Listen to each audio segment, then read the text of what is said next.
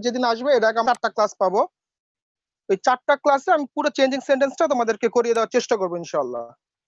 তো আজকে আমরা চেঞ্জিং সেন্টেন্সের মধ্যে আমরা জানি যে 6টা টপিক আছে। চেঞ্জিং সেন্টেন্সে 6টা টপিক থাকে। দেখি আরো অনেকে আসতেছে, তাদেরকে একটু জয়েন করায় নি। আমরা ক্লাসটা করছি,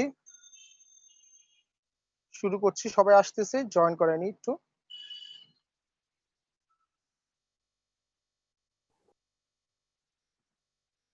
হ্যাঁ, এখানে আসছে ফারজানা, মাইশা মল্লিক, সামির, তরিকুল ইসলাম, তামান্না,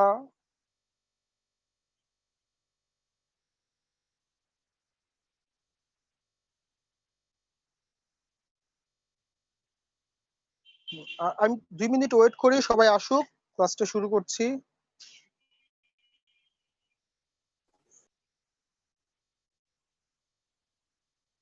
আচ্ছা, সবাই শুনতে পাচ্ছেন? আচ্ছা, তো চেঞ্জিং সেন্টেন্স হচ্ছে আমাদের আলোচ্য বিষয় হচ্ছে 6টা: assertive to exclamatory, degree, assertive to interrogative, affirmative to negative, voice change, simple compound complex. তো স্যার হচ্ছে সিম্পল কম্পাউন্ড কমপ্লেক্স নিয়ে হয়তো কিছুটা আলোচনা করেছিল, আর কিছু গ্যাপ ছিল। তো আমি যেটা করবো এই 4টা ক্লাসে পুরো চেঞ্জিং সেন্টেন্সটা নিয়ে আলোচনা করে ইনশাআল্লাহ তোমাদেরকে শেষ করে দেওয়ার চেষ্টা করব। কারো যদি কোনো সমস্যা থাকে তুমি অবশ্যই আমাকে কমেন্ট করে জানাও বা বলতে পারো। কোথাও কোনো না বুঝলে বলতে পারো, আমি সাথে সাথে এটা সলভ করে দিব। তো আজকের আলোচনার বিষয় হচ্ছে অ্যাসার্টিভ টু এক্সক্লামেটরি। শুনতে পাচ্ছ সবাই? একটু রেসপন্স করো। হ্যালো, সবাই কি শুনতে পাচ্ছ?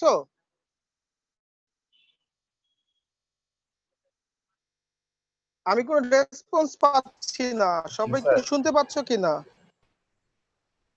ওকে, আচ্ছা দেখো, অ্যাসার্টিভ টু এক্সক্লামেটরি আজকে আলোচ্য বিষয়। অ্যাসার্টিভ সেন্টেন্স কাকে বলে? সাধারণ বিবৃতিমূলক বাক্যগুলোকে আমরা বলি অ্যাসার্টিভ সেন্টেন্স। আচ্ছা, এই সাধারণ বিবৃতিমূলক বাক্যগুলোকে কিভাবে আমরা বিস্ময়সূচক বাক্য বা এক্সক্লামেটরি সেন্টেন্স করতে পারি সেই বিষয়টা নিয়ে এখন আলোচনা করব। এর পরবর্তীতে আমরা ডিগ্রি নিয়ে আলোচনা করব। তো অ্যাসার্টিভ থেকে এক্সক্লামেটরি করতে হলে মানে সাধারণ বিবৃতিমূলক বাক্যগুলোকে যদি আমরা বিস্ময়সূচক বাক্যে পরিবর্তন করতে চাই, তাহলে আমাদের যে রুলস গুলো আছে এই রুলস গুলো আমি একটু বলি, শোনো। রুল 1, সবাই খাতা কলম নিয়ে রুলস গুলো লেখো, অথবা আমি ছবি তুলে তোমাদেরকে দিয়ে দিব। হ্যাঁ, অ্যাসার্টিভ সেন্টেন্সে যদি এ অথবা এন থাকে, অ্যাসার্টিভ সেন্টেন্সে যদি এ অথবা এন থাকে, তাহলে তার এক্সক্লামেটরি হবে what plus last plus first. What plus last plus first. আচ্ছা, কি বললাম রুলসটা? অ্যাসার্টিভ বাক্যে যদি এ অথবা এন থাকে, তাহলে তার এক্সক্লামেটরি হবে what plus last plus first. বুঝতে পারছো? হ্যালো, বুঝতে পারছো তোমরা? আচ্ছা দেখো, এখানে একটা sentence, it is a nice place. It is a nice place, পুরোটা একটা সেন্টেন্স। এখন তোমরা আমাকে কোশ্চেন করতে পারো যে স্যার অ্যাসার্টিভ সেন্টেন্স থেকে যদি এক্সক্লেমেটরি সেন্টেন্স করতে হয়, আপনি স্ট্রাকচার বললেন what plus last plus first. হ্যাঁ বুঝলাম, হোয়াট বসাতে হবে, কিন্তু সেন্টেন্সের কোন অংশটুকু ফার্স্ট কোন অংশটুকু লাস্ট, এটা কিভাবে বুঝবো? এটা বোঝার জন্য হচ্ছে প্রিন্সিপাল ভার্ব থেকে, প্রিন্সিপাল ভার্ব থেকে প্রথম অংশটুকু হচ্ছে ফার্স্ট। প্রিন্সিপাল ভার্ব থেকে প্রথম অংশটুকু কি? ফার্স্ট। আর এর পরের অংশটুকু হচ্ছে লাস্ট। যেমন দেখো, it is a nice place, এখানে ইজ যদি অক্সিলারি ভার্ব, কিন্তু এখানে ফাইনাইট ভার্ব হিসেবে কাজ করতেছে, মূল ভার্ব হিসেবে কাজ করতেছে। ইজ থেকে প্রথম অংশটুকু হচ্ছে ফার্স্ট, আর পরের অংশটুকু হচ্ছে কি? লাস্ট। আচ্ছা, ওকে, তাহলে এটার এক্সক্লেমেটরি কি হবে? প্রথমে স্ট্রাকচার অনুযায়ী আমরা হট দিলাম, হট বসালাম, হোয়াট, তারপর লাস্টের অংশটুকু বসালাম, লাস্টের অংশটুকু বসাচ্ছি। দেখো, a nice place, a nice place, তারপর ফার্স্টের অংশটুকু বসিয়েছিলাম ইট ইজ, লাস্টে এক্সক্লেমেটরি সাইন। তাহলে আমার অ্যাসার্টিভ থেকে এক্সক্লেমেটরি হয়ে গেল what a nice place it is. বুঝতে পেরেছো? হ্যালো, কোনো কমপ্লেইন আছে? বুঝতে পেরেছো?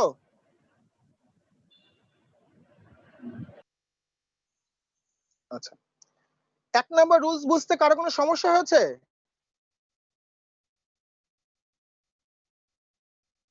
মাইশা, কোনো সমস্যা হচ্ছে? আচ্ছা, ওকে, রেসপন্স করলে বুঝতে পারবো যে তোমরা বুঝতেছো কিনা।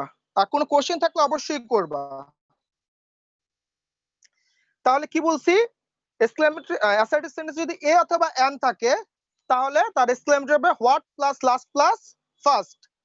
ফার্স্ট কোন অংশটুকু, প্রিন্সিপাল ভার্ব থেকে প্রথম অংশটুকু ফার্স্ট আর এর পরের অংশ হচ্ছে লাস্ট। তাহলে দেখো it is a nice place, তাহলে ইজ থেকে প্রথমটুকু হচ্ছে ফার্স্ট, পরেরটুকু লাস্ট। তাহলে হোয়াট লাস্টের অংশটুকু বসালাম, আর নাইস প্লেস প্রথম অংশটুকু বসাই দিলাম ইট ইজ, তারপরে এক্সক্লেমেটরি সাইন। এই রুলস শেষ। 2 নাম্বার রুলস দেখো, অ্যাসার্টিভ সেন্টেন্সে যদি এ অথবা এন না থাকে, অ্যাসার্টিভ সেন্টেন্সে যদি এ অথবা এন না থাকে তাহলে তার এক্সক্লেমেটরি হবে how plus last plus first. কি হবে? How plus last plus first. আচ্ছা, এখানে একটা নোট আছে দেখো, অ্যাসার্টিভ সেন্টেন্সে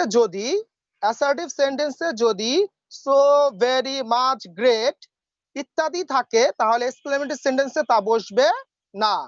অ্যাসার্টিভ সেন্টেন্সে যদি সো ভেরি মাচ বা গ্রেট থাকে এক্সক্লেমেটরি সেন্টেন্সে তা বসবে না। কেন বসবে না?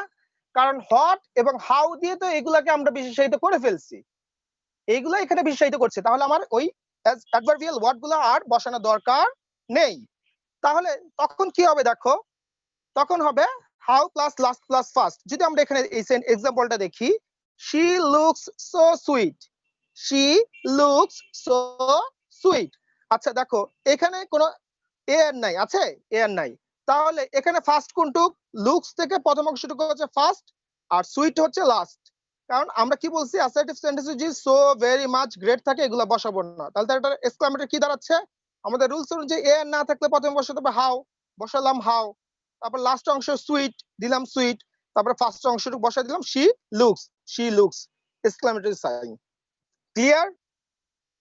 কার কোনো সমস্যা আছে এই রুলসে? হ্যালো, রেসপন্স করো একটু বাবারা, কারো কোনো সমস্যা আছে এই রুলসে? আমি কি পরবর্তী রুলসে যাব?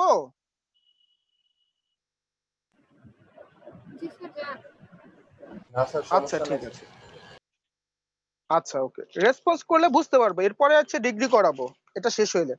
আচ্ছা দেখো 3 নাম্বার রুলস কি হবে, এটা অনেক ইজি এবং এটা থেকে অ্যাডমিশন টেস্টে কোশ্চেন আসে এবং যে কোনো প্রতিযোগিতা পরীক্ষায় এটা থেকে কোশ্চেন আসবে।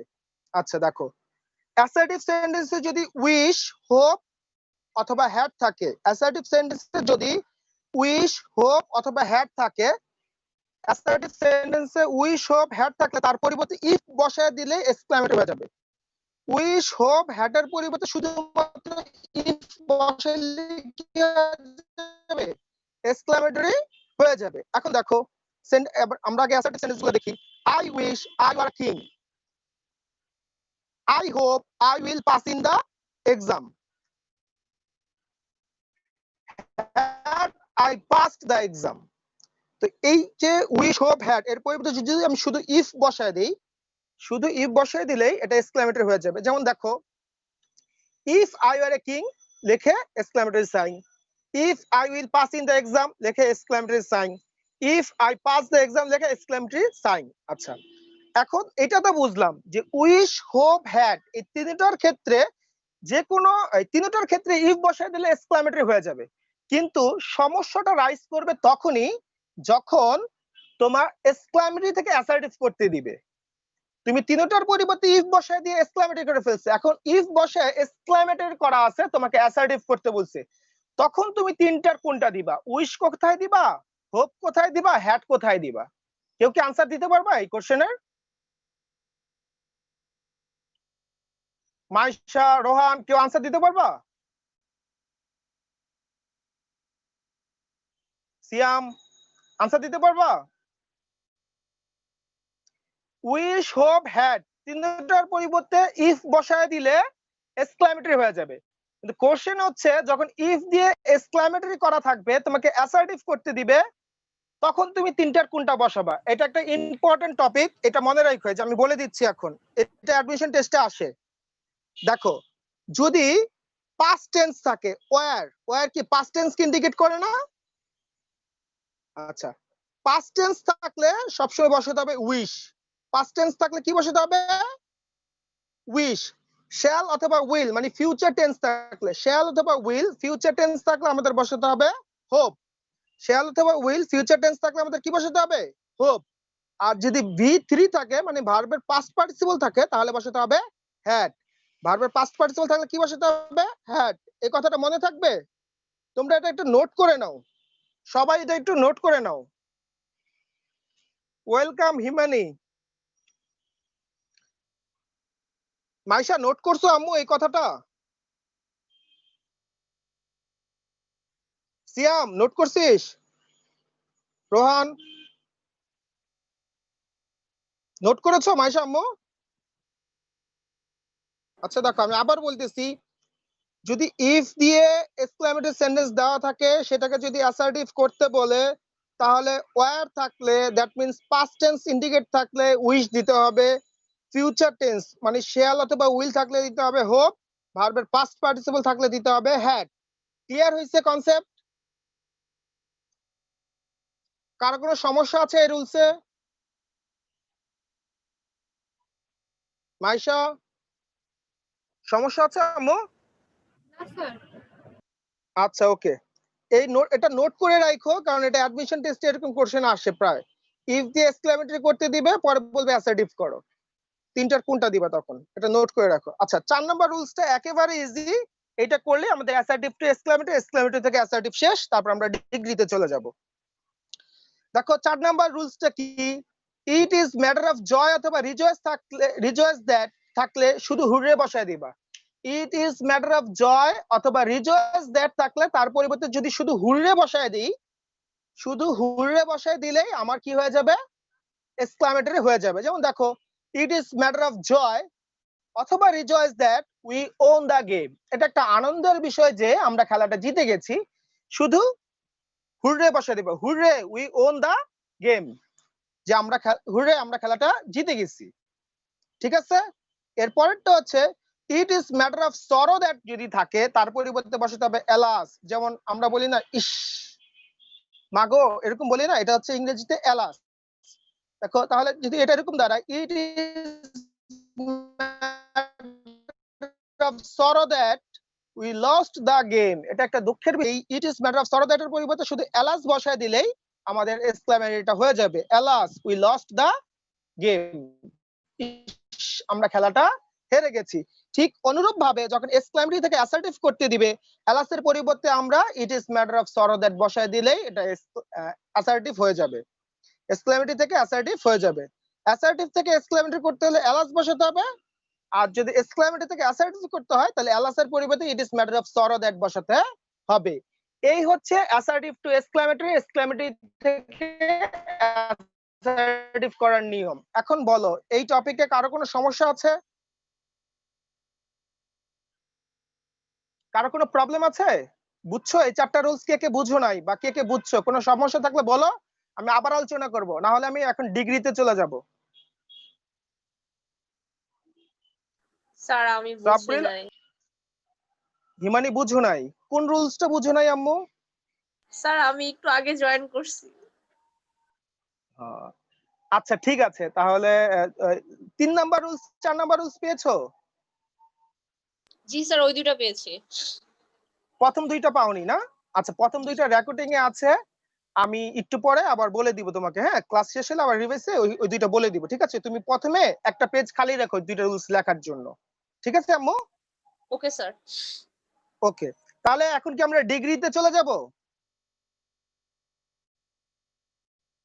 সিএম কি বলো, ডিগ্রিতে চলে যাব? মাইশা স্যার জান স্যার। সিএম বুঝছিস নাকি না বুঝেই জান স্যার, কোনটা বল? সিয়াম স্যার বুঝছি তো। বুঝছো? আচ্ছা তাহলে আমি জি ডিগ্রিতে স্যার, চলে যাই। বুঝছি বুঝছি। আচ্ছা ডিগ্রি মানে হচ্ছে তুলনা, ডিগ্রি মানে কি? তুলনা। হিমানি জি স্যার। আম্মু তোমার কোনো বান্ধবী আছে তুলনা নামে? না স্যার। আচ্ছা ঠিক আছে, তাহলে ডিগ্রি মানে তুলনা, আবার এটা কারো নাম মনে করো না, এটাই বুঝাইতে চাইছিলাম আর কি। বুঝতে পারছেন? ডিগ্রি মানে কি? তুলনা। আচ্ছা এখন এই তুলনাটা, এই ডিগ্রি 3 ভাগে বিভক্ত। কয় ভাগে কি বিভক্ত? 3 ভাগে। কি কি? সুপারলেটিভ, কম্পারেটিভ, পজিটিভ, বা তুমি এইভাবে বলতে পারো পজিটিভ, কম্পারেটিভ, সুপারলেটিভ।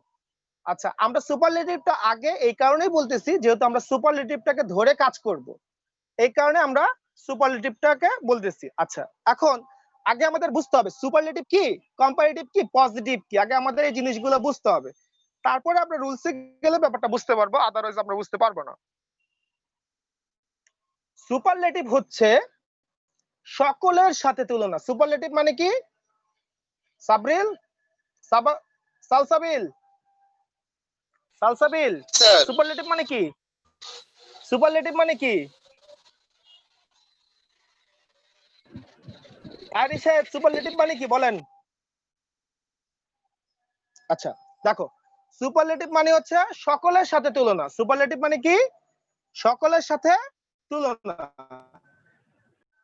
এখন যদি বলি সালসাবিল সবচাইতে ভালো ছেলে, বা সালসাবিল এই ক্লাসের সবচাইতে ভালো ছেলে। এখন দেখো, সালসাবিলকে আমি সবার সাথে তুলনা করলাম না ক্লাসের, এটাই হচ্ছে সুপারলেটিভ। এটাই কি? সুপারলেটিভ। কম্পারেটিভ মানে হচ্ছে দুইয়ের মাঝে তুলনা। কম্পারেটিভ মানে কয়ের মাঝে তুলনা? সিয়াম, জি স্যার। সিয়াম, কম্পারেটিভ মানে কয়ের মাঝে তুলনা? কম্পারেটিভ মানে কয়ের মাঝে তুলনা? দুইজনের মধ্যে।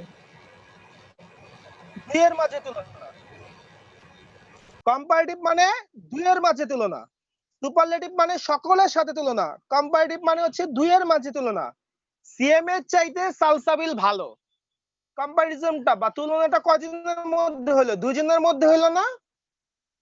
এটাই হচ্ছে কম্পারেটিভ। আর সুপারলেটিভ হচ্ছে সবার সাথে তুলনা। সালসাবিল সবার চাইতে ভালো ছেলে, এটা হচ্ছে সুপারলেটিভ। আর পজিটিভ হচ্ছে কারো সাথেই তুলনা করবে না, নিজেকেই বড় প্রকাশ করবে। কারোর সাথে তুলনা না করে নিজেকেই বড় প্রকাশ করবে। সালসাবিলের মতো ভালো ছেলে আর একটাও নেই। এটাই হচ্ছে পজিটিভ। এই কথাটা কে কে বুঝছেন, কে কে বুঝেন নাই, একটু বলতে হবে, রেসপন্স করতে হবে একটু। এসে বুঝছো আম্মু? হ্যালো হিমানি, বুঝছিস? তাহলে জি স্যার, বুঝছি। সুপারলেটিভ মানে হচ্ছে, ওকে, সুপারলেটিভ মানে হচ্ছে সকলের সাথে তুলনা।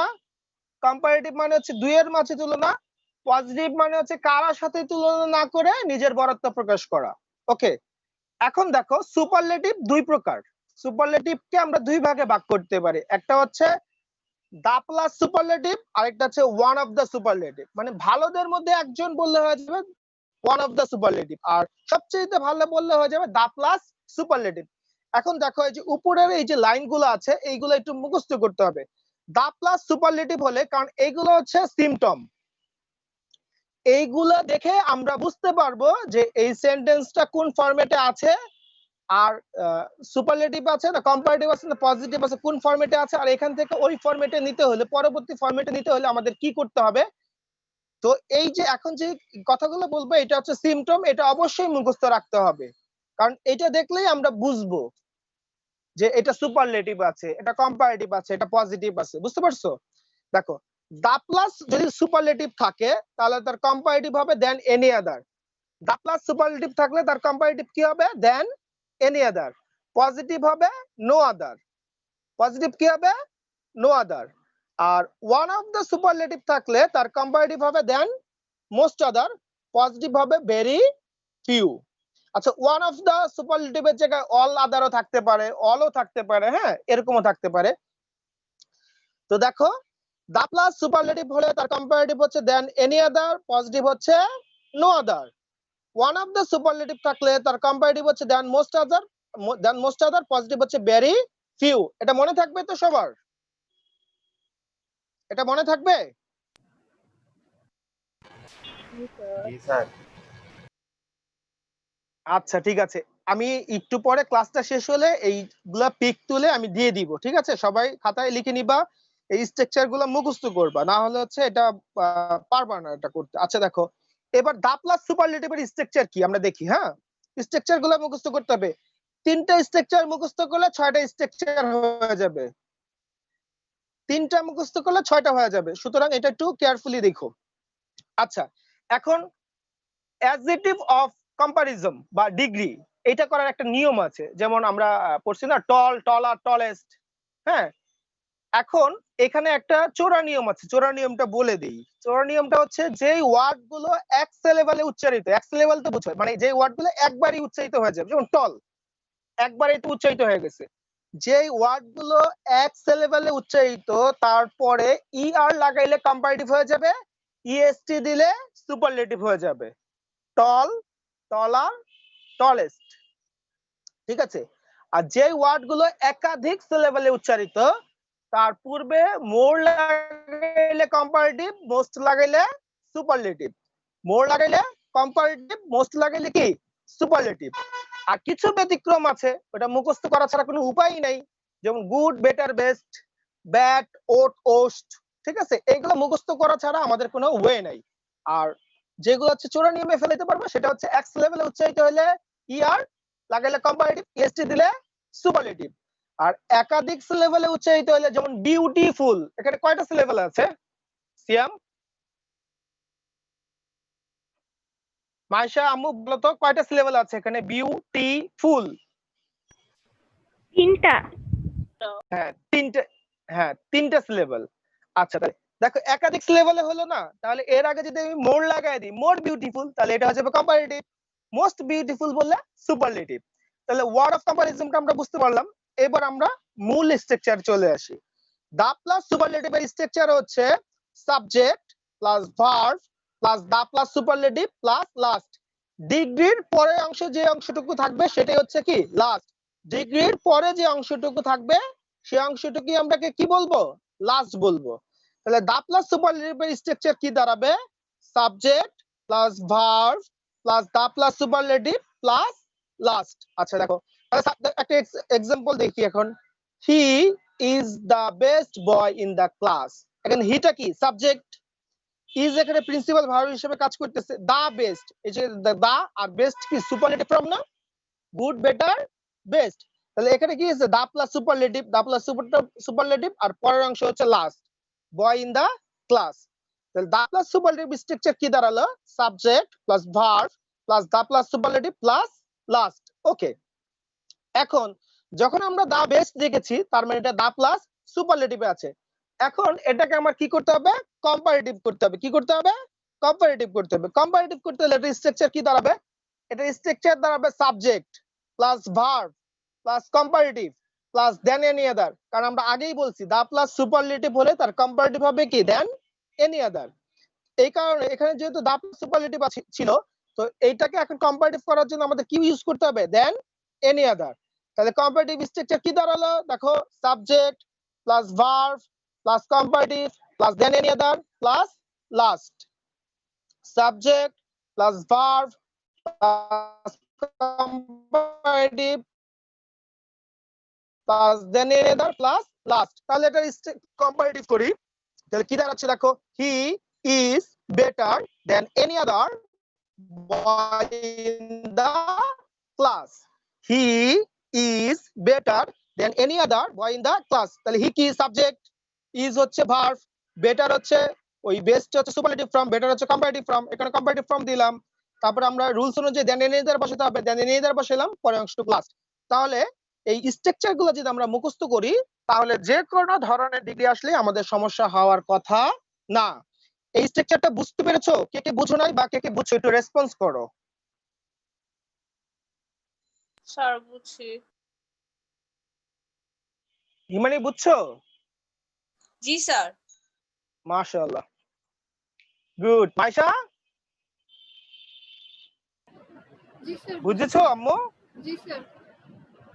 আরজানা বুঝেছো? জি স্যার। আচ্ছা, তাহলে স্ট্রাকচার গুলো, থ্যাংক ইউ। তাহলে স্ট্রাকচার গুলো মুখস্থ করতে হবে। এখন এই সেন্টেন্সটাকে যদি আমরা পজিটিভ করতে যাই তাহলে তার স্ট্রাকচারটা কি দাঁড়াবে?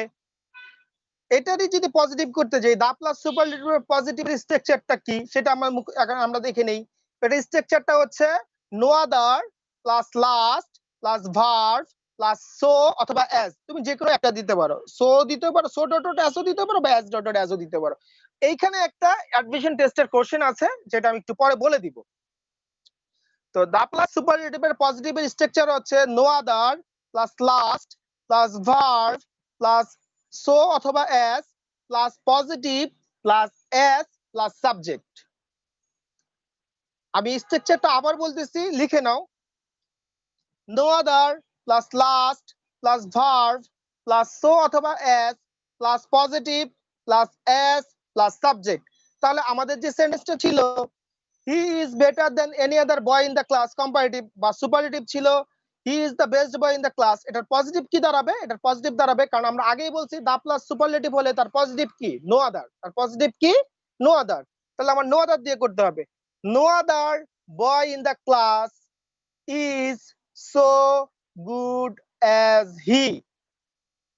স্ট্রাকচার অনুযায়ী দেখো নো আদার বসাইলাম, বয় ইন দ্য ক্লাস তার মানে লাস্ট অংশ, ইজ হচ্ছে ভার্ব, as দিলাম, গুড হচ্ছে পজিটিভ ফ্রম, as দিলাম as এর জায়গায়, আর সাবজেক্টটা পরে এই কারণে হি বসায় দিলাম। তাহলে no other boy in the class is so good as he. তার মানে আমরা যদি স্ট্রাকচার গুলো মুখস্থ করি এবং ওই উপরে সিম্পটম গুলো যদি মনে রাখি, তাহলে এখন যদি বলি দেখি তোমরা কি বুঝছো। এই no other boy in the class, আচ্ছা no other girl in the class is so emotional as Himani, এটার সুপারলেটিভ কি হবে দেখি বলো তো। No other girl in the class is so emotional as Himani, এটার সুপারলেটিভ কি হবে? কে বলতে পারবে?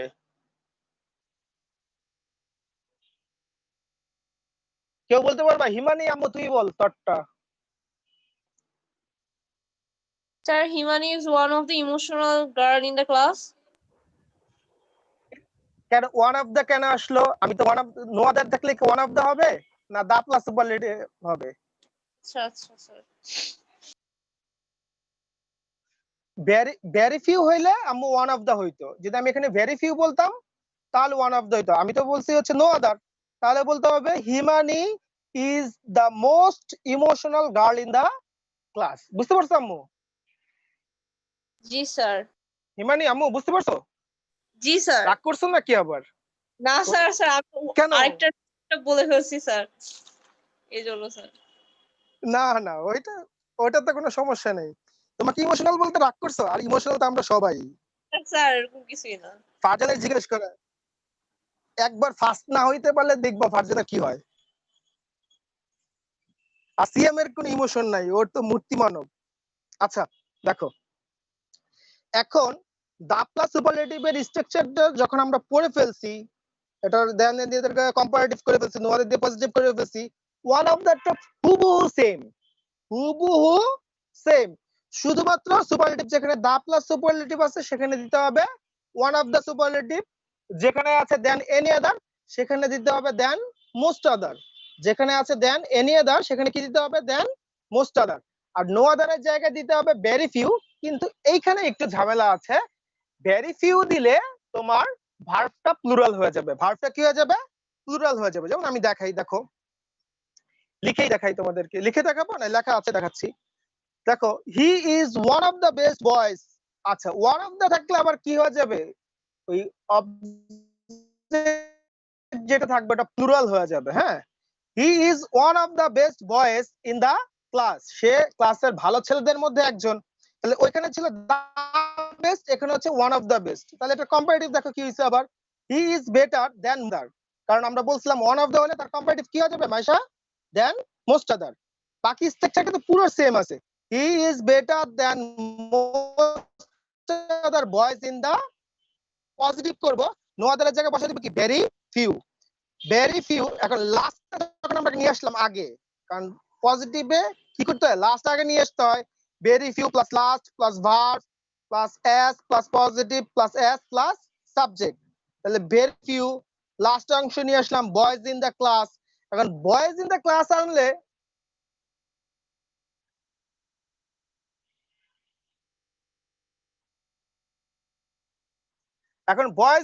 আনলে আমাদের কি দিতে হবে? ভার্বটা প্লুরাল করে ফেলতে হবে। এই কারণে ইজটা কি হয়ে গেছে? আর হয়ে গেছে। আর এখানে দেখো অ্যাজ গুড অ্যাজ হি, বাকি সব ঠিক আছে। এই ওয়ান অফ দ্য রুলসে কোনো ঝামেলা হবে? প্রথম তিনটা মুখস্থ করলে এখানে পুরো পারবা। শুধুমাত্র দা প্লাস সুপারলেটিভের জায়গায় ওয়ান অফ দ্য সুপারলেটিভ বসাবা, দেন এনি আদারের জায়গায় দেন মোস্ট আদার বসাবা, আর নো আদারের জায়গায় ভেরি ফিউ বসাবা। শুধু মনে রাখতে হবে ভেরি ফিউ বসালে তোমার ভার্বটা কি হয়ে যাবে, প্লুরাল হয়ে যাবে। এখন আমি একটা রুলস বলতে চাইছিলাম যে সো ডট ডট এস আর এস ডট ডট এস কোথায় বসে অ্যাডমিশন টেস্টে এটা আসে, বলবো রুলসটা? জি ফারজানা স্যার বলবো? বলে আচ্ছা দেখো, সো ডট ডট এস শুধুমাত্র নেগেটিভের ক্ষেত্রে বসবে, সো ডট ডট এস শুধুমাত্র নেগেটিভের ক্ষেত্রে বসবে। যেমন নো আদার, এটা নেগেটিভ ওয়ার্ড না, ওই জায়গায় আমরা সো ডট ডট এস বসাইতে পারি। আচ্ছা, আর as dot dot as negative positive দুই জায়গায় বসে। এই কারণে যদি আমরা নো আদারের জায়গায় এস ডট ডট এস দেই, ভেরি ফিউ জায়গায় এস ডট ডট এস দেই, আমাদের কোনোটা ভুল হবে না। কিন্তু so dot dot S use শুধু আমরা নো আদারের জায়গায় করতে পারবো, ভেরি ফিউ জায়গায় করতে পারবো না। কারণ হচ্ছে সো ডট ডট এস শুধুমাত্র নেগেটিভে ব্যবহৃত হয়, পজিটিভে ব্যবহৃত হয় না। আর as dot dot as negative positive দুই জায়গায় ব্যবহৃত হয়। বুঝতে পেরেছো? এটা অ্যাডমিশন টেস্টে আসে, এটা তোমরা নোট করে রাখতে পারো। আচ্ছা, এইগুলো হচ্ছে বেসিক নিয়ম। এইগুলো বাদে একটা ডিগ্রি আছে, বলবো? এই রুলস বাদে একটা ডিগ্রি আছে, সেটা হচ্ছে শুধু দেন যুক্ত ডিগ্রি। যখন দেখো এখন এখানে যখন আমি কম্পারেটিভ করলাম, দেন এনি আদার ছিল অথবা দেন মোস্ট আদার ছিল, দেন এনি আদার ছিল অথবা কি ছিল, দেন মোস্ট আদার ছিল। এখন এমন একটা ডিগ্রি আছে যেখানে দেন এনি আদারও থাকবে না, দেন মোস্ট আদারও থাকবে না, শুধু দেন থাকবে। কি থাকবে? শুধু দেন। এই শুধু দেন যুক্ত ডিগ্রির সুপারলেটিভ ফর্ম হয় না। শুধু দেন যুক্ত ডিগ্রি কি ফর্ম হয় না স্যার? সুপারলেটিভ। হ্যাঁ, শুধু দেন যুক্ত ডিগ্রি সুপারলেটিভ ফর্ম হয় না। এটাকে কম্পারেটিভ থেকে পজিটিভ করতে হবে, পজিটিভ থেকে কম্পারেটিভ করতে হবে, কম্পারেটিভ থেকে পজিটিভ করতে হবে, পজিটিভ থেকে কম্পারেটিভ করতে হবে। তাহলে এখন দেন মানেই তো কম্পারেটিভে আছে। এখন এই কম্পারেটিভ থেকে পজিটিভ করতে হলে কি করতে হবে? এটা একটু ব্যতিক্রম, রুলসটা একটু ব্যতিক্রম, সেখানে একটু লিখে রাখতে পারো বা শুনো, আমি একটু পরে ছবি তুলে দিচ্ছি রুলস গুলা। শুধু দেন যুক্ত ডিগ্রি এর সুপারলেটিভ ফর্ম হয় না। কম্পারেটিভ থেকে পজিটিভ করতে হলে সাবজেক্টকে অবজেক্ট করতে হবে, সাবজেক্টকে কি করতে হবে? অবজেক্ট করতে হবে, অবজেক্টকে সাবজেক্ট করতে হবে, সাবজেক্টকে অবজেক্ট করতে হবে, অবজেক্টকে সাবজেক্ট করতে হবে।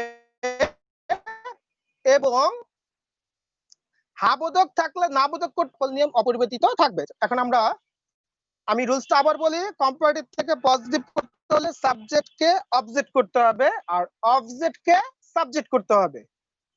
হাবোধক থাকলে নাবোধক করতে হবে, নাবোধক থাকলে হাবোধক করতে হবে।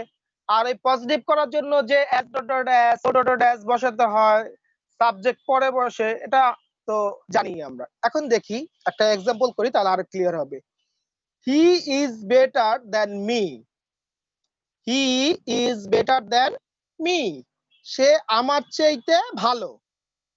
এখন দেখো এখানে দেন আছে, আবার বেটার আছে, কম্পারেটিভ ফর্ম, তাহলে এটা আমরা পজিটিভ করতে হবে। পজিটিভ করতে হলে কি করতে হবে? অবজেক্ট আমার সাবজেক্ট করতে হবে। তাহলে মি ছিল অবজেক্ট, মি কে আমি সাবজেক্ট করলাম আই। এখন আই এর সাথে তো আম্মু আর ইজ যাবে না, তাহলে আমার কি আনতে হবে? এম। আমার রুলস ছিল হাবোধক থাকলে নাবোধক করতে হবে। তাহলে এম নট এর সংক্ষিপ্ত রূপ কি? ain't। তাহলে I ain't so good as he। বুঝতে পেরেছো? এটা মনে হয় হিমানি বুঝো নাই, বুঝছো আম্মু? না স্যার বুঝি নাই। হিমানি জি স্যার। দেখো, শুধু দেন যুক্ত ডিগ্রি, শুধু than, he is better than me, এখানে শুধু দেন আছে না? আগের গুলোতে কিন্তু দেন এনি আদার অথবা দেন মোস্ট আদার ছিল, আর এখানে আছে কি? শুধু than. He is better than me, সে আমার চাইতে ভালো, শুধু দেন আছে। শুধু দেন যুক্ত ডিগ্রির কম্পারেটিভ থেকে পজিটিভ করতে হলে, শুধু দেন যুক্ত ডিগ্রির কম্পারেটিভ থেকে পজিটিভ করতে হলে কি করতে হবে? অবজেক্টকে সাবজেক্ট করতে হবে, সাবজেক্টকে অবজেক্ট করতে হবে। মনে থাকবে? সাবজেক্টকে অবজেক্ট আর অবজেক্টকে সাবজেক্ট করতে হবে। হাবোধক থাকলে নাবোধক করতে হবে, হাবোধক থাকলে কি করতে হবে আম্মু? নাবোধক করতে হবে। আর নাবোধক থাকলে, হ্যাঁ, আর নাবোধক থাকলে হাবোধক করতে হবে। ওকে, আর হচ্ছে বাকি যে নিয়মগুলো আছে পজিটিভ করার জন্য যে সো ডট ডট এস অথবা এস ডট ডট এস দিতে হয়, এটা দিতেই হবে। ওকে, এটাই বলছি। তাহলে দেখো, he is better than me, সে আমার চেয়ে ভালো। এখানে অবজেক্ট কি ছিল? মি। এখন মি কে যদি আমি সাবজেক্ট করি, অবজেক্টকে আবার সাবজেক্ট করতে হবে না? এই মি কে করলাম আই। এখন আই এর সাথে কি আমি ইজ দিতে পারবো? আই এর সাথে কি ইজ যায়? যায় না। আই এর সাথে কি যায়? এম যায়। এম। রুলস ছিল কি, হাবোধক থাকলে নাবোধক করতে হবে। তাহলে এম নট এর সংক্ষিপ্ত রূপ কি? এন্ড। তাহলে আই এন্ড। পজিটিভ করতে হলে আমার সো ডট ডট এস অথবা এস ডট ডট এস লাগবে। যদি এটা নেগেটিভ করে ফেলছি এন্ড, তাহলে আমি সো ডট ডট এস দিতে পারি। তাহলে সো পজিটিভ ফ্রম কি? গুড। তারপর দিলাম এস। তারপরে এই যে দেখো, এখানে সাবজেক্ট ছিল, সাবজেক্টকে অবজেক্ট করে দিয়েছি। এখন এইখানে আবার অ্যাডমিশন টেস্টের একটা কোশ্চেন আছে। ফারজানা, মাইশা, হিমানি, সিয়াম, সবাই এটা নোট করো। এজ এর পরে কখনোই অবজেক্টিভ ফ্রম বসে না। এজ এর পরে কখনোই অবজেক্টিভ ফ্রম বসে না। বুঝতে পেরেছো? ফারজানা আম্মু, বুঝতে পেরেছো? জি। মাইশা, বুঝছো আম্মু? এজ এর পরে আমরা বলছিলাম কি সাবজেক্ট কা অবজেক্ট, তাহলে তোমাদের কোশ্চেন করতে পারতো যে স্যার হি এর অবজেক্টিভ ফ্রম তো হিম, কিন্তু আপনি হিম না বলে হি কেন বলতেছেন? কারণ এজ এর পরে কখনোই অবজেক্টিভ ফ্রম বসে না। এজ এর পরে সর্বদা সাবজেক্টিভ ফ্রম বসে। এজ এর পরে সর্বদাই কি পড়ে? সাবজেক্টিভ ফ্রম বসে। যদিও আমরা একটা অবজেক্ট করছি, কিন্তু আমার সাবজেক্টিভ ফ্রমই বসাতে হবে। এই কারণে এটা হয়ে গেছে I and so good as he. আমি তার চাইতে ভালো না, তার মানে সে আমার চাইতে ভালো। আগেরটা ঠিক আছে, অর্থ ঠিক আছে। বুঝতে পেরেছো? এবার বলো, কেউ বুঝো নাই? অনেস্টলি বলো।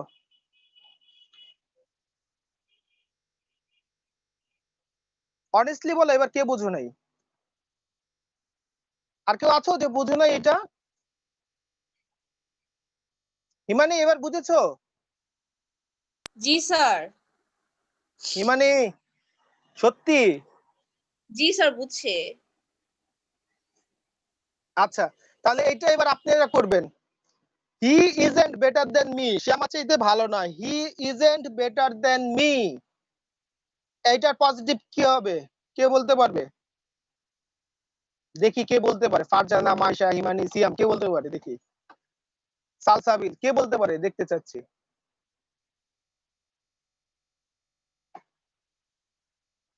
He isn't better than me, কে বলতে পারে? এটা পজিটিভ কি হবে? I'm so good as he. I, হ্যাঁ বলো, আবার বলো I'm আম্মু। so good as he. হ্যাঁ, এখানে সো দেওয়া যাবে না, কারণ এম আমরা নেগেটিভ ছিল, এটা পজিটিভ করে ফেলছি, হাবোধক করে ফেলছি। তাহলে কি সো দেওয়া যাবে? আমি বলছিলাম সো ডট ডট এস শুধু নেগেটিভে ব্যবহৃত হয়, পজিটিভে ব্যবহৃত হয় না। এই কারণে তোমরা সব জায়গায় এস ডট ডট এস ব্যবহার করে যাবা। I am as good as he. I am as good as হি। ঠিক আছে আম্মু? জি বুঝতে পেরেছো? স্যার, বুঝেছি। আচ্ছা, এখন বলো, এই সে ডিগ্রি রুলস শেষ, এর বাইরে ডিগ্রি কোনো রুলস নাই। এখন বলো, আজকে কি এই দুইটা টপিক থাকবে না অন্য কোনো টপিকে যাব? স্যার আজকে এতটুকুই থাকুক। আজকে এতটুকুই থাকবে কেন? একটু স্যার, পড়ো আরেকটু না, পড়ান কি স্যার। হয়েছে একটু পড়লে? এখন 28। আচ্ছা আচ্ছা, আমি আজকে ওই যে তোমাদের মডিফায়ারের যেগুলো ছিল ওইগুলা ওটা একটু আলোচনা করে দিব, 10 মিনিট লাগবে। হ্যাঁ, ওটা করলে মডিফায়ারটা ক্লিয়ার হয়ে যাবে তোমাদের। আচ্ছা, করে দিয়েছি। তাহলে ট্রান্সফরমেশনের চেঞ্জিং সেন্টেন্সে আজকে দুইটা টপিক পড়াইলাম, অ্যাসার্টিভ টু এক্সক্লামেটরি আর ডিগ্রি।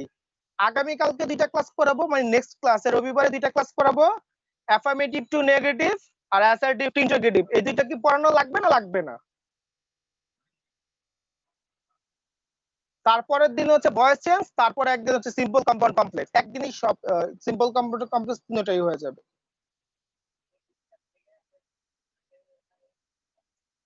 এখন কি affirmative to negative, assertive to interrogative, ওটা কি ক্লাস লাগবে নাকি ওটা পারো? পারি না স্যার। হিমানি লাগবে?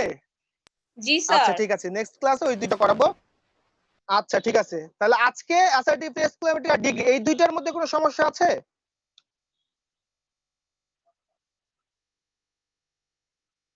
হিমানি তুমি যে প্রথম দুইটা রুলস পাও না, এই দুইটা রুলস বলতেছি, লেখো। অ্যাসার্টিভ থেকে এক্সক্লেমেটরি করতে হলে অ্যাসার্টিভ সেন্টেন্সে যদি এ অথবা এন থাকে। আচ্ছা দেখো, এখন মডিফায়ারটা নিয়ে একটু আলোচনা করি, যেহেতু 17 মিনিট আছে, সেদিন ক্লাসটা নিতে পারি নাই নেটওয়ার্কের কারণে, আজকে একটু আলোচনা করি। দেখো মডিফায়ারটা নিয়ে তোমরা কি খাতার লেখাগুলো বুঝতে পারতেছো নাকি শুধু শুনতেছো? হিমানি দেখা যায় খাতার লেখা ক্লিয়ার? তার মাঝে ক্লিয়ার আসে, মাঝে মাঝে একটু ভেঙে ভেঙে আসে আর কি নেটের জন্য। এখন ক্লিয়ার আসতেছে। স্যার দেখা যায় স্যার, অনেক সুন্দর হাতের লেখা। আচ্ছা দেখো, হ্যাঁ তুই কি মজা লইলি? তুই যেরকম সুন্দর হাতের লেখা এরকম সুন্দর, এবার তুই বুঝে ল কি কইছিস, তুই কি কইছিস আর আমি কি কইছি। সিয়াম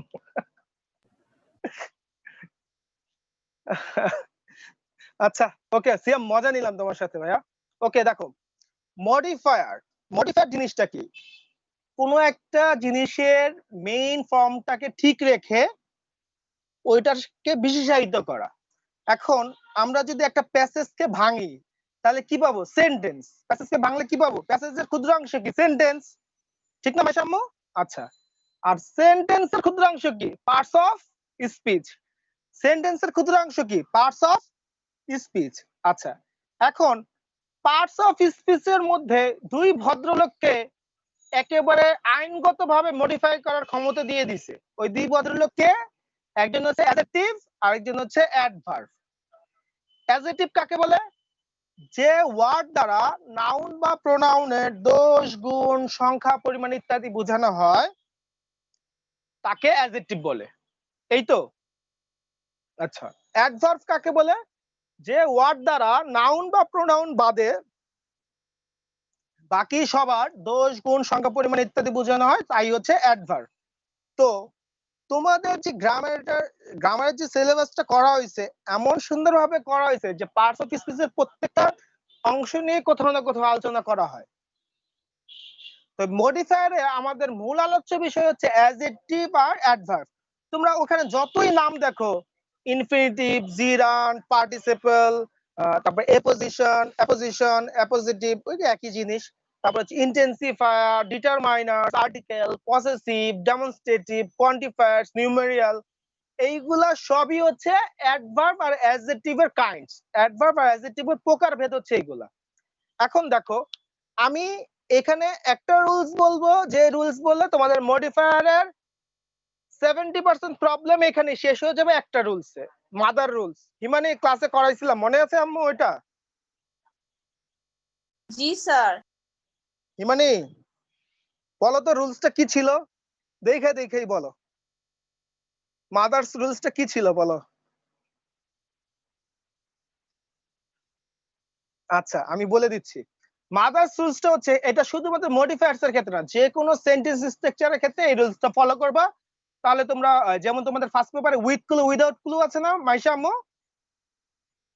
ওইখানেও গেলে তোমরা এই স্ট্রাকচারটা পারলে তোমরা বুঝতে পারবে এখানে কোন ওয়ার্ডটা বসবে, ভার্ব বসবে, অ্যাডভার্ব বসবে না অ্যাডজেক্টিভ বসবে। আচ্ছা আমরা যেহেতু মডিফাই করতেছি, তো এখন মডিফায়ার কথাটা এটা নিয়ে আলোচনা করি। সেন্টেন্স স্ট্রাকচারটা দেখি। প্রথমে বসবে নাউন বা pronoun plus verb plus adverb plus adjective plus noun বা প্রোনাউন। তো প্রথম নাউন বা প্রোনাউনটা সাবজেক্ট হিসেবে কাজ করবে, লাস্টে নাউন বা প্রোনাউনটা হচ্ছে অবজেক্ট হিসেবে কাজ করবে। তো নাউন বা প্রোনাউনের পরে কি থাকবে? ভার্ব, এরপরে কি থাকবে? অ্যাডভার্ব, এরপরে কি থাকবে? অ্যাডজেক্টিভ, এরপরে কি থাকবে? নাউন বা প্রোনাউন। এখন একটা কথা বুঝি, পোস্ট মানে কি? পরে। পোস্ট মানে কি? পরে। আর প্রি মানে কি? পূর্বে। পোস্ট মানে পরে, প্রি মানে পূর্বে। আচ্ছা এবার ধরে না, এখানে আমরা একটা সেন্টেন্স লিখলাম, ধরো Maliha is a very beautiful girl. আচ্ছা, কারণ মালিহা হচ্ছে নাউন, সাবজেক্ট হইছে, ইজ হচ্ছে ভার্ব, আর্টিকেল, ডিটারমাইনার, এটা চলে আসতে পারে sentence demand, preposition sentence demand হিসেবে নাউন বা প্রোনাউনের পূর্বে চলে আসতে পারে, এটা এরকম স্ট্রাকচারের মধ্যে দ্রষ্টব্য না। ভেরি হচ্ছে কি অ্যাডভার্ব, বিউটিফুল হচ্ছে অ্যাডজেক্টিভ, গার্ল হচ্ছে নাউন হয়ে অবজেক্ট হিসেবে কাজ করছে এখানে। আচ্ছা, সাপোজ ধরো এই বিউটিফুল এর এখানে গ্যাপ ছিল, বিউটিফুল এর এখানে কি ছিল, গ্যাপ ছিল। এখন আমি যদি বলি প্রি মডিফাই দ্য নাউন, নাউনের পূর্বে মডিফাই করো। এখন নাউনের পূর্বে আমাদের স্ট্রাকচার অনুযায়ী কি বসে মাইশামু? নাউনকে মডিফাই করার ক্ষমতা কার আছে? অ্যাডজেক্টিভের। তাহলে এখানে আমার কি বসাতে হবে? অ্যাডজেক্টিভ বসাতে হবে। হ্যাঁ, আবার যদি বলি পোস্ট মডিফাই দ্য অ্যাডভার্ব, অ্যাডভার্বের পরে মডিফাই করো, তাহলে আমাদের রুলস অনুযায়ী অ্যাডভার্বের পরে কি বসতে পারে? অ্যাডজেক্টিভে বসতে পারে, নাউন বা প্রোনাউনে বসতে পারে। যেহেতু নাউনটা দেওয়া আছে তাহলে আমার অ্যাডজেক্টিভের জায়গা খালি আছে, আমার অ্যাডজেক্টিভই দিতে হবে, ঠিক না ফারজান আম্মু? জি স্যার। আচ্ছা, এখন এখন তাহলে আমাদেরকে আলাদা করে মুখস্থ করার দরকার আছে এগুলা প্রি মডিফায়ার, এগুলা পোস্ট মডিফায়ার, এগুলো আলাদা করে মুখস্থ করার দরকার আছে, নাকি আমরা এই রুলস পড়লে এই রুলস অনুযায়ী পেয়ে যাব কোনটা প্রি কোনটা পোস্ট? বলো, এই রুলসটা পড়লে আমরা বুঝে ফেলবো না যে এটা প্রি মডিফায়ার হচ্ছে, এটা পোস্ট মডিফায়ার হচ্ছে, এটার পরে এটা বসবে, এটার আগে এটা বসবে। এই রুলস এর বাইরে কোনো সেন্টেন্স তুমি ঢুকাতে পারবা না। দেখো ট্রাই করে। আচ্ছা, এখন দেখো, আবার মনে করো এই যে ভেরি, অ্যাডভার্বের জায়গাটা খালি আছে। এখন আমি যদি বলি প্রি মডিফাই দ্য অ্যাডজেক্টিভ, অ্যাডজেক্টিভের পূর্বে মডিফাই করো, তাহলে অ্যাডজেক্টিভের কে মডিফাই করার ক্ষমতা কার আছে? অ্যাডভার্বের। কারণ নাউন প্রোনাউন মডিফাই করে অ্যাডজেক্টিভ, আর নাউন প্রোনাউন বাদে বাকি সবাইকে মডিফাই করা হচ্ছে কে? অ্যাডভার্ব। তাহলে প্রি মডিফাই দ্য অ্যাডজেক্টিভ বললে অ্যাডজেক্টিভের পূর্বে আবার কি বসাতে হবে? অ্যাডভার্ব বসাতে হবে, ভেরি। আবার এটাকে এইভাবেও বলতে পারি পোস্ট মডিফাই দ্য ভার্ব, যেমন ইজ হচ্ছে কি এখানে ভার্ব না, পোস্ট মডিফাই দা ভার্ব, ভার্বের পরে মডিফাই করো। এখন ভার্বের পরে আমার তিনটাই বসতে পারে, অ্যাডভার্বও বসতে পারে, অ্যাডজেক্টিভও বসতে পারে, নাউন বা প্রোনাউনও বসতে পারে। যেহেতু নাউন আর অ্যাডজেক্টিভ দেওয়া আছে, অ্যাডভার্বের জায়গা খালি আছে, তাহলে আমরা অ্যাডভার্বটা বসিয়ে দিলেই হয়ে গেল। ফারজান আম্মু বুঝতে পেরেছো? মাইশা, হিমানি, সিয়াম বুঝতে পেরেছো? সালসাবিল? বুঝেছি।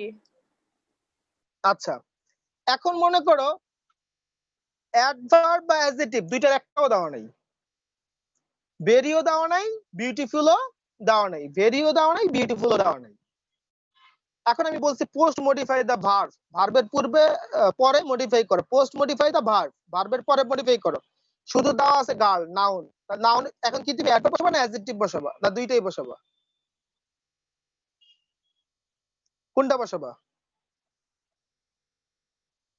তখন আমার যদি একাধিক গ্যাপ থাকে তাহলে আমরা লাস্টেরটা ফলো করব। যেহেতু অ্যাডভার্ব অ্যাডজেক্টিভ দুইটাই গ্যাপ থাকে তাহলে আমরা অ্যাডজেক্টিভ বসাবো।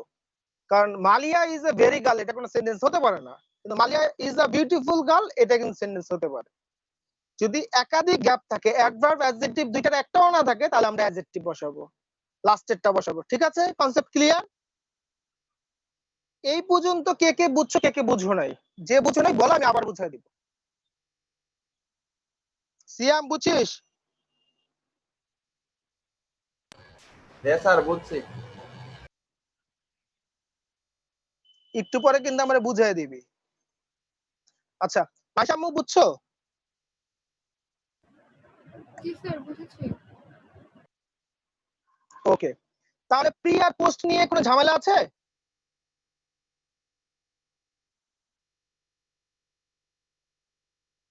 প্রি আর পোস্ট নিয়ে কোনো ঝামেলা আছে তাহলে? আচ্ছা, মনে হয় নাই। আচ্ছা দেখো, এরপরে আমরা একটু বেসিক আলোচনা করি। অনেক জায়গায় তোমরা দেখবে ইনফিনিটিভ লেখা আছে, pre modify the verb with an infinitive, এরকম লেখা থাকে। তাহলে ইনফিনিটিভ জিনিসটাকে আগে আমাদের বুঝতে হবে। যদি শুধু ইনফিনিটিভ থাকে তাহলে টু প্লাস ভার্ব ওয়ান দিতে হবে, টু প্লাস ভার্ব ওয়ান। যেমন মনে করো এখানে আমরা একটা সেন্টেন্স লিখেছি, I like to eat pizza. এখন আমি যদি বলি post modify the verb with an infinitive, তাহলে লাইক হচ্ছে ভার্ব, এরপরে আমরা লিখছি টু ইট, ইনফিনিটিভ বসাই দিছি। অথবা যদি বলতাম pre modify the noun with an infinitive, pizza noun, এর আগে টু ইট দিছি, ইনফিনিটিভ হয়ে গেছে। ইনফিনিটিভ বলা থাকলেই টু প্লাস ভার্ব ওয়ান দিতে হবে। বুঝে গেছে? ইনফিনিটিভ থাকলে কি দিতে হবে? To plus verb one. আর যদি বলা থাকে ইনফিনিটিভ ফ্রেজ, যদি কি বলা থাকে ইনফিনিটিভ ফ্রেজ, তাহলে টু প্লাস ভার্ব ওয়ান দিয়ে আরো কিছু যোগ করতে হবে। কিন্তু ওটা শব্দগুচ্ছ হতে হবে, ওটাকে ওখানে কোনো সাবজেক্ট বা কোনো ফাইনাইট ভার্ব ইউজ করা যাবে না। ক্লিয়ার? আচ্ছা, এরপরে এখন যেটা পরে বলেছে ইনফিনিটিভ জিরান পার্টিসিপল, এখান থেকে অ্যাডমিশন টেস্ট এবং পৃথিবীতে যত পরীক্ষা দাও, বিসিএস বলো, যত পরীক্ষা দাও, ব্যাংকে বলো, এখান থেকে একটা কোশ্চেন আসেই ইনফিনিটিভ জিরান পার্টিসিপল থেকে। এখন হচ্ছে জিরান। জিরান কাকে বলে? বি ভার্ব ছাড়া ভার্বের সাথে আইএনজি যুক্ত হয়ে যদি নাউনের কাজ করে তাহলে তাকে জিরান্ট বলে। বি ভার্ব ছাড়া ভার্বের সাথে আইএনজি যুক্ত হয়ে যদি নাউনের কাজ করে তাহলে তাকে জিরান্ট বলে। যেমন মনে করো ওয়াক একটা ভার্ব, এখন এটার সাথে আমি আইএনজি যুক্ত করে দিলাম, walking is good for health. দেখো এটার আগে কি কোনো বি ভার্ব আছে? বি ভার্ব নাই, এখানে ওয়াকিংটা নাউন হিসেবে কাজ করতেছে, সুতরাং এই ওয়াকিংটা হচ্ছে জিরান। Clear concept? কোনো সমস্যা আছে?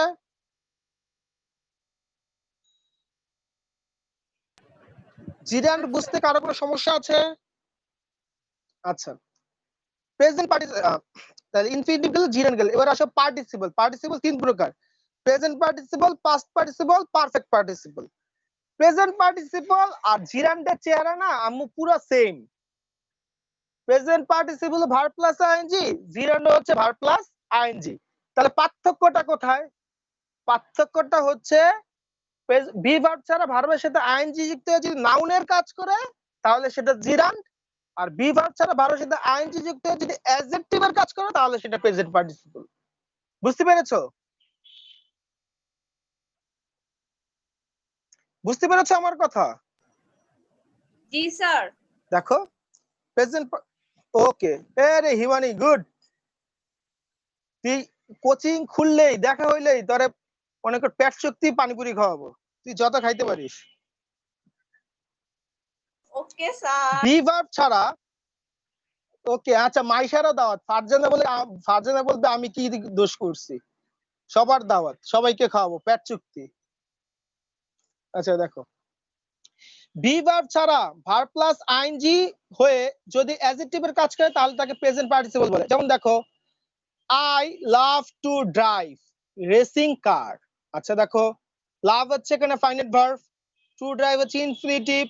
এখন দেখো রেস একটা ভার্ব না?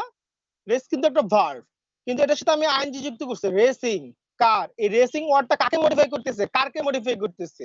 কার একটা নাউন ওয়ার্ড, তাহলে যেহেতু নাউনকে মডিফাই করতেছে তাহলে সেটা কি অ্যাডজেক্টিভ, তাহলে ভার্বের সাথে আইএনজি যুক্ত অ্যাডজেক্টিভের কাজ করতেছে, এটা হচ্ছে প্রেজেন্ট পার্টিসিপল। এটা কি আম্মু? Present participle. পাস্ট পার্টিসিপল একেবারে সোজা, ভার্বের পাস্ট ফর্ম হয়ে যদি ভার্বের সাথে অ্যাডজেক্টিভের কাজ করে, ভার্বের পাস্ট ফর্ম হয়ে যদি অ্যাডজেক্টিভের কাজ করে তাহলে সেটা পাস্ট পার্টিসিপল।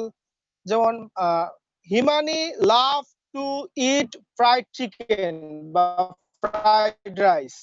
ফ্রাই হচ্ছে প্রেজেন্ট ফর্ম ভার্বের, ফ্রাইড হচ্ছে পাস্ট ফর্ম।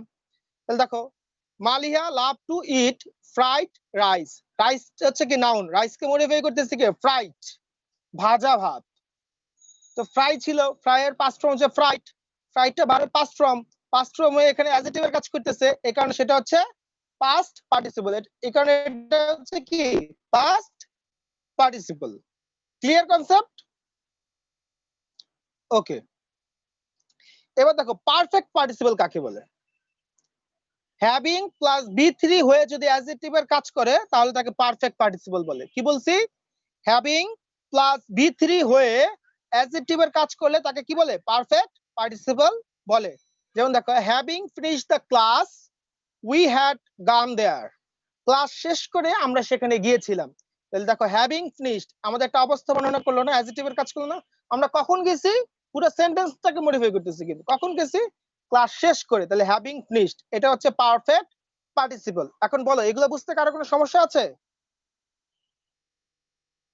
এখানে কারো কোনো প্রবলেম আছে? হ্যালো, লাস্টেরটা আরেকবার একটু বলবেন? হ্যাঁ, পারফেক্ট পার্টিসিপল হ্যাভিং প্লাস বি3, মানে হ্যাভ ভার্বের সাথে আইএনজি যুক্ত করলে তো মাশাআল্লাহ হ্যাভিং হয়ে যায়। তাহলে হ্যাভিং প্লাস বি3 মানে ভার্বের পাস্ট পার্টিসিপল, হ্যাভিং প্লাস বি3 হয়ে যদি অ্যাডজেক্টিভের কাজ করে তাহলে তাকে পারফেক্ট পার্টিসিপল বলে। তাহলে তাকে কি বলে? পারফেক্ট পার্টিসিপল বলে। যেমন দেখো, having finished the class, having finished the class, class শেষ করে উই হ্যাড গান দেয়ার, আমরা সেখানে গিয়েছিলাম। তাহলে আমরা কখন গিয়েছিলাম? ক্লাস শেষ করে। তাহলে হ্যাভিং ফিনিশডটা হচ্ছে পারফেক্ট পার্টিসিপল। এবার বুঝতে পেরেছো? স্যার বুঝেছি। আচ্ছা, ওকে। তাহলে ইনফিনিটিভ জিরান্ড পার্টিসিপল এখানে গেল। এটা কিন্তু আমাদের ওই যে ফ্লো চার্টেও লাগে, কাজে লাগে, ফার্স্ট পেপারে ফ্লো চার্টেও এটা কাজে লাগে। এরপর এখানে আলোচ্য বিষয় কি আছে মডিফায়ার্স এ? এরপরে আছে অ্যাপোজিশন বা অ্যাপোজিটিভ, তোমরা যেটা বলো আর কি। অ্যাপোজিশনও বলা যায়, অ্যাপোজিশন হচ্ছে নাউন ফ্রম, অ্যাপোজিটিভও নাউন ফ্রম, যে যেটা বলে শান্তি পাওয়ার কি। আচ্ছা দেখো, অ্যাপোজিশন জিনিসটা কি এটা বুঝতে হবে। অ্যাপোজিশন মূলত একটি নাউন ফ্রেজ। অ্যাপোজিশন মূলত একটি কি আম্মু? Noun phrase. ফ্রেজ কাকে বলে সেটা তো আমরা জানি নাকি? ফারজানা আম্মু বলো তো ফ্রেজ কাকে বলে?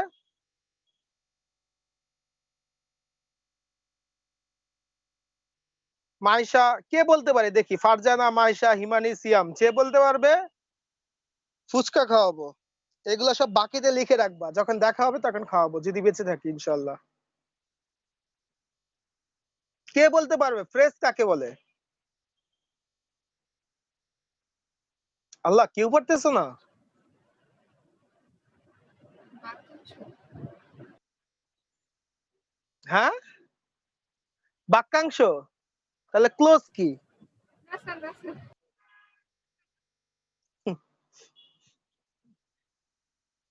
আচ্ছা শোনো, ফ্রেজ হচ্ছে শব্দগুচ্ছ আর ক্লোজ হচ্ছে বাক্যাংশ। ফ্রেজ হচ্ছে কি? শব্দগুচ্ছ। কতগুলো শব্দ থাকবে এখানে, কিন্তু এখানে কোনো সাবজেক্ট থাকবে না, কোনো ফাইনাইট ভার্ব থাকবে না। আর ক্লোজ হচ্ছে বাক্যাংশ, যেখানে একটা সাবজেক্ট থাকবে, একটা ফাইনাইট ভার্ব থাকবে এবং একটা ক্লোজ মার্কার থাকতে হবে, বা কনজাংশন বা লিঙ্কার্স থাকতে হবে। বুঝতে পারছো? আচ্ছা, ফ্রেজ হচ্ছে শব্দগুচ্ছ, যেখানে কোনো কি থাকবে না, সাবজেক্ট থাকবে না, কোনো ফাইনাইট ভার্ব থাকবে না, সেটা হচ্ছে ফ্রেজ। আচ্ছা, এখন ওটা একটা নাউন ফ্রেজ হবে, এমন একটা ফ্রেজ যেটা নাউনের মতো কাজ করবে। মূলত অ্যাপোজিশন হচ্ছে একটা নাউন ফ্রেজ, কিন্তু সেটা অ্যাডজেক্টিভের কাজ করে। আচ্ছা, অ্যাপোজিশন একটি নাউন ফ্রেজ যেটা কোনো নাউন বা প্রোনাউনের পূর্বে বসে। অ্যাপোজিশনের সংজ্ঞাটা খুব ভালো করে শুনো। অ্যাপোজিশন মূলত একটি নাউন ফ্রেজ যা কোনো নাউন বা প্রোনাউনের পূর্বে বসে ওই নাউন বা প্রোনাউনের অবস্থা বা পরিচয় বহন করে, তাকে অ্যাপোজিশন বলে। আই রিপিট, অ্যাপোজিশন মূলত একটি নাউন ফ্রেজ যা কোনো নাউন বা প্রোনাউনের পূর্বে বসে ওই নাউন বা প্রোনাউনের অবস্থা বা পরিচয় বহন করে, তাকে অ্যাপোজিশন বলে। যেমন একটা এক্সাম্পল দেখি, আওয়ার ন্যাশনাল পোয়েট, আমাদের জাতীয় কবি। দেখো, আওয়ার ন্যাশনাল পোয়েট, আমাদের জাতীয় কবি, এখানে কোনো সাবজেক্ট আছে? আওয়ার ন্যাশনাল পোয়েট, এখানে কোনো সাবজেক্ট আছে, কোনো ফাইনাইট ভার্ব আছে? দুইটার একটাও কিন্তু নাই, কিন্তু এটা একটা ফ্রেজ হয়ে গেছে, আওয়ার ন্যাশনাল পোয়েট। কার পূর্বে বসেছি? কাজী নজরুল ইসলাম। কাজী নজরুল ইসলাম একটা নাউন না আম্মু? আচ্ছা, নাউনের পূর্বে আওয়ার ন্যাশনাল পোয়েটটা বসে, আর কাজী নজরুল ইসলামের একটা পরিচয় দিলাম না, আমাদের জাতীয় কবি। কাজী নজরুল ইসলামকে একটা আইডেন্টিফিকেশন দিলাম না, এই কারণে আওয়ার ন্যাশনাল পোয়েট এটা হচ্ছে অ্যাপোজিশন। বুঝতে পেরেছো মাইশা আম্মু? বুঝছো? স্যার বুঝেছি। দেখো, our national poet Kazi Nazrul Islam was born 1998 নাকি 1898? আচ্ছা আচ্ছা, তাহলে দেখো, আওয়ার ন্যাশনাল পোয়েট এটা কাজী নজরুল ইসলাম। কাজী নজরুল ইসলাম নাউন, নাউনের পূর্বে বসে তার একটা পরিচয় বহন করলো, এই আওয়ার ন্যাশনাল পোয়েটটাই হচ্ছে কি? অ্যাপোজিশন। এখন অ্যাপোজিশন কে কে বুঝো না একটু বলো? অ্যাপোজিশন কে বুঝো না একটু বলো? এমন কেউ আছো যে বুঝো নাই? হিমানি বুঝছিস? হিমানি আম্মু বুঝেছো? জি স্যার। জি স্যার। Good. আচ্ছা ওকে, থ্যাংক ইউ। এবার আসো এই অ্যাপোজিশনের পরে আছে ডিটারমাইনার্স। এখন ডিটারমাইনার্স আবার 5 প্রকার। ডিটারমাইনার্স আবার 5 প্রকার। ডিটারমাইনার্স এর মধ্যে আছে আর্টিকেল, এ এন্ড দা। আচ্ছা, আছে পসেসিভ ফ্রম। পসেসিভ ফ্রম তো বুঝো অধিকার বা পজিশন, যেটাতে বোঝানো হয় আমার, তোমার, আমাদের, পুরো পৃথিবীতে আমার আমার করে। এই আমারটাই হচ্ছে পজিটিভ ফর্ম। পজিটিভ ফর্ম কি গুলো কি কি? My, mine, our, your, his, her, their, its. আচ্ছা, এরপর আছে ডেমনস্ট্রেটিভ প্রোনাউন। ডেমনস্ট্রেটিভ প্রোনাউন কোনগুলা জানো? ফারজানা বলো তো আম্মু, ডেমনস্ট্রেটিভ প্রোনাউন কাকে বলে?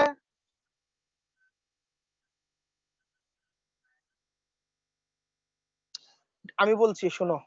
ডেমনস্ট্রেটিভ প্রোনাউন হচ্ছে যা কোনো নাউনের পরিবর্তে বসে ওই নাউনকেই নির্দেশ করে, তাকে ডেমনস্ট্রেটিভ প্রোনাউন বলে। যেমন আমি যদি বলি দিস ইজ মাই বুক, এই দিসটা বুকের পরিবর্তে বসে বসে আবার বুকটাকে নির্দেশ করতেছে এইটা আমার বই। এইটাই হচ্ছে ডেমনস্ট্রেটিভ প্রোনাউন। তো ডেমনস্ট্রেটিভ প্রোনাউন হচ্ছে 5টা। কি কি? দিস, নিকটবর্তী সিঙ্গুলার হলে কি হবে? দিস। নিকটবর্তী প্লুরাল হলে this, T H E S E, this. দূরবর্তী সিঙ্গুলার হলে দ্যাট। দূরবর্তী প্লুরাল হলে দোস। আর বস্তু, শিশু, ইতর প্রাণী বুঝলে ইট। এখন কোশ্চেন করতে পারো স্যার ইতর প্রাণী কি? মানুষ বাদে যত প্রাণী আছে সবাই ইতর প্রাণী। কেন? মানুষের মধ্যে 2টা গুণ, একটা হচ্ছে জীববৃত্তি, আরেকটা হচ্ছে বুদ্ধিবৃত্তি। আর অন্য সকল প্রাণীর মধ্যে একটাই গুণ, সেটা হচ্ছে জীববৃত্তি। তাদের বুদ্ধিবৃত্তি নেই, তাদের লাইফস্টাইল সেট করা, যেভাবে আছে সেভাবেই চলে। এটা হচ্ছে ডেমনস্ট্রেটিভ প্রোনাউন। যদি কোথাও দেখো যে ডেমনস্ট্রেটিভ ইউজ করতে বলছে, তাহলে তোমার দিস, দিস, দ্যাট, দোস, ইট এগুলা থেকে একটা বসাতে হবে। নিকটবর্তী সিঙ্গুলার বুঝলে দিস, নিকটবর্তী প্লুরাল বুঝলে দিস, দূরবর্তী সিঙ্গুলার বুঝলে দ্যাট, দূরবর্তী প্লুরাল বুঝলে দোস, বস্তু, শিশু, ইতর প্রাণী বুঝলে ইট। যদি লেখা থাকে ওখানে নিউমেরিয়াল ইউজ করার জন্য, তাহলে নাম্বার নাম্বার যেগুলো আছে এগুলো বসাবো 1 2 3 4 first, second, third, fourth, fifth এরকম। হ্যাঁ, এগুলো হচ্ছে নিউমেরিয়াল। তারপর আছে কোয়ান্টিফায়ার্স, পরিমাণ। কোয়ান্টিটি বলি না, কোয়ান্টিটি থেকে কোয়ান্টিফায়ার্স, পরিমাণ। পরিমাণ বুঝাইতে গেলে ওখানে তুমি মাছ, মোর, লিটল, ফিউ, সাম এগুলো আর কি, এগুলো আছে কোয়ান্টিফায়ার্স। এছাড়া একটা পাবা ইন্টেন্সিফায়ার্স। কি পাবা? ইন্টেন্সিফায়ার্স, যা মানে ইন্টেন্সিফায়ার্স মানে বিশেষায়িত করা, অতিরঞ্জিত করা। ইন্টেন্সিফায়ার সুন্দর বাংলা হচ্ছে অতিরঞ্জিত করা, যেগুলো মূলত অ্যাডভার্বেরই কাজ করে। তো সেখানে তুমি সো, ভেরি, মাচ, গ্রেট এগুলো বসাতে পারো। এই হচ্ছে তোমার মডিফায়ার্স এর টার্মস এন্ড কন্ডিশন। এখন ভেরি অনেস্টলি স্পিকিং, আমরা যতই রুলস বুঝাই, যতই টার্মস এন্ড কন্ডিশন বুঝাই, আমি হয়তো তোমাকে বলে দিলাম যে আম্মু এখানে অ্যাডজেক্টিভ হবে, এখানে অ্যাডভার্ব হবে। ডেমনস্ট্রেটিভ থাকলে দিস, দিস, দ্যাট, দোজ বসবে। পজিটিভ থাকলে মাই, mine, our, your, his, her, দেয়ার এগুলা বসবে। অ্যাপোজিশন থাকলে এরকম একটা ফ্রেজ বসবে যেটা নাউন বা প্রোনাউনের অবস্থা বা পরিচয় বহন করবে। ইন্টেন্সিভ থাকলে সো, ভেরি, মাচ, গ্রেট বসবে। জিরান থাকলে এরকম হবে। কিন্তু কথা হচ্ছে ওইটার জন্য তোমাদের ভালো পরিমাণ ভোকাবুলারি জানতে হবে, কারণ কোন প্যাসেজটা আসবে সেটা তো আমরা জানি না। এখানে অ্যাডজেক্টিভ বসবে, কিন্তু অ্যাডজেক্টিভের কোন ওয়ার্ডটা সুইটেবল? হ্যান্ডসাম ওয়ার্ড সুইটেবল, না বিউটিফুল ওয়ার্ড সুইটেবল, না আগলি সুইটেবল, না ডিসকাস্টিং সুইটেবল? এটা তো প্যাসেজের উপর ডিপেন্ড করবে। সুতরাং এটা মডিফাই করার জন্য প্রচুর পরিমাণ ভোকাবুলারি পড়া দরকার। বুঝতে পেরেছো? এই হচ্ছে মডিফায়ার। এখন বলো কারো কোনো সমস্যা আছে? আর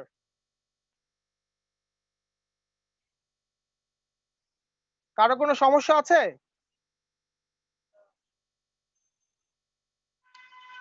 কারো কোনো প্রবলেম থাকলে বলো। কারো কোনো প্রবলেম থাকলে বলো, নাহলে আজকে ক্লাস এখানে ক্লোজ করতে পারি ইনশাআল্লাহ, যদি তুমি অনুমতি দাও।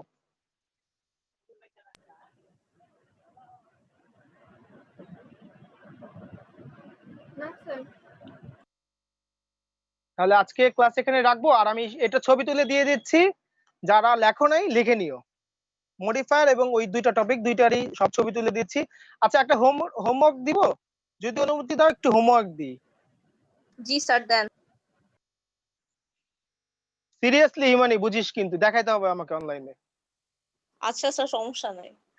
আচ্ছা, আচ্ছা, হোমওয়ার্ক হচ্ছে 2018 সালের অল বোর্ডের মডিফায়ার গুলো করে আমাকে মেসেঞ্জারে দিবা, আমি দেখে দিব। কারো কোথাও প্রবলেম হলে সেটাও আমি বলে দিব, সলভ করে দিব। স্যার আমি 24 ঘন্টার বলো। হ্যাঁ বলো। অল বোর্ড স্যার সবগুলা? অল বোর্ড মানে 8টা বোর্ড 2018 সালের। 8টা কি অনেক বেশি হয়ে যাবে? হ্যাঁ স্যার বেশি তো। Question না ওখানে দুইটা আছে নাকি? হ্যাঁ হ্যাঁ, শুধু ভোট করছেন। ও 18 তো দুইটা আছে, আল্লাহ এটা তো হবে না, এটা তো ফাঁকি হয়ে গেছে, মানে এটা হবে না। 17 হলে হবে। ঠিক আছে হ্যাঁ 17 19 না, 19 তো তোমাদের আসার পসিবিলিটি নাই। 17 করো তাহলে, 17 অল বোর্ড। ঠিক আছে, হিমানি তুই কথাটা বলে ফাইসে গেলি। 17 অল বোর্ড করে আমাকে জানাবা। আমি সত্যি কথা রাত 2টা থেকে সকাল 6টা পর্যন্ত অনলাইনে থাকি না, আর বাকি 22 ঘন্টায় আমাকে অনলাইনে পাবা। যার যখন সুবিধা দিবা, এবং কোনো প্রবলেম হলে যে কোনো সময় এসএমএস করবা, আমি সাথে সাথে ব্যাক করবো ইনশাআল্লাহ। ঠিক আছে, তাহলে আজকের মতো আল্লাহ হাফেজ। ওকে, আল্লাহ হাফেজ, বাই, সবাই ভালো থাকবেন, বাই, আল্লাহ হাফেজ।